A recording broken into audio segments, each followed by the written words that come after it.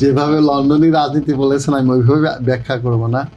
আমি মনে করব আসলে গণতন্ত্রের যে আসল রূপটা এটাই হওয়া উচিত। পলিটিক্যাল কালচারটা যদি গণতান্ত্রিক না হয় তাহলে কিন্তু কখনো গণতন্ত্র প্রতিষ্ঠিত হতে পারে না। আর এই গণতন্ত্র যখন ধীরে ধীরে পশ্চিমা দেশগুলোতে কিন্তু প্রথম আসে এবং তারপর ধীরে ধীরে ছড়িয়ে পড়ে বিভিন্ন জায়গায়, সেখানেই কিন্তু দেখবেন একটার পর একটা পরামত সহিষ্ণুতা ছিল অপরিহার্য অঙ্গ গণতন্ত্রের। তো সেই ক্ষেত্রে তারেক রহমান সাহেব যে ডক্টর শফিকুর রহমান সাহেবের বাসায় এবং নাহিদ ইসলাম সাহেবের বাসায় যাবেন, একজনের বাসায় গিয়েছেন আরেকজনের বাসায় যাবেন, এটি আমার মনে হয় গণতন্ত্রের জন্য একটা সুন্দর পদক্ষেপ।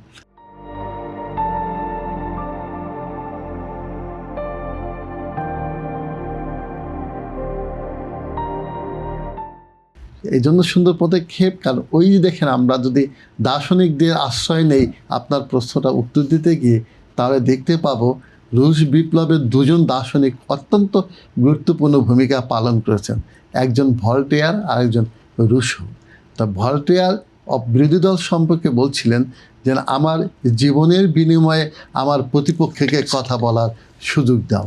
তা এই যে অর্থাৎ প্রতিপক্ষকে তার জীবনের বিনিময়ে কথা বলার সুযোগ দেওয়া, এটাই কিন্তু গণতন্ত্রের বিউটি। তাই সেই ক্ষেত্রে তারেক রহমান সাহেব যে তার প্রতিপক্ষ শফিকুর রহমান সাহেবের বাসায় গিয়ে সুন্দর কাজ করেছেন, কারণ শফিকুর রহমানই কিন্তু নেক্সট যে এই সরকার প্রতিষ্ঠিত হওয়ার পর একটি শ্যাডো গভর্নমেন্ট যেখানে প্রতিষ্ঠিত হবে, খুব সম্ভবত উনিই কিন্তু সেই শ্যাডো গভর্নমেন্টের প্রধানমন্ত্রী হবেন। গণতন্ত্রে পার্লামেন্টারি ফর্ম অফ ডেমোক্রেসিতে বিশেষ করে যারা ক্ষমতাসীন থাকে এবং যারা অপোজিশন থাকে তারা কিন্তু প্রায় সমমর্যাদা পায়। তাই এই জন্য আজকে যিনি অপোজিশন কালকে তিনি পজিশন, যার জন্যই কিন্তু শ্যাডো গভর্নমেন্টটি প্রতিষ্ঠা করা হয়ে থাকে।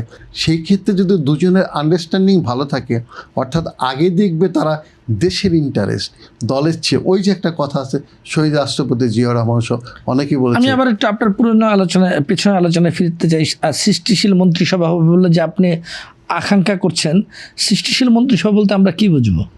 সৃষ্টিশীল মন্ত্রিসভা হচ্ছে গতানুগতিক যেই বিষয়গুলোর উপর ভিত্তি করে মন্ত্রীরা সিদ্ধান্ত নেয়, সেই বিষয়গুলোর উপর ভিত্তি না করে মেধা দিয়ে এবং যুক্তির বুনন দিয়ে সাধারণত সিদ্ধান্তগুলি নিতে হবে। আসল কিন্তু বড় হচ্ছে দেশ গঠনের জন্য সিদ্ধান্ত।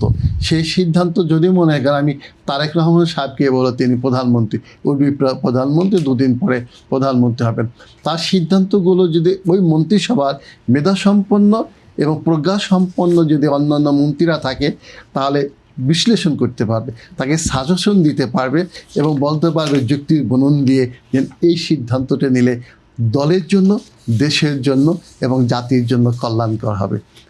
এইভাবে যদি অগ্রসর হতে পারে ওটাকে বলা হবে সৃষ্টিশীল রাজনীতি।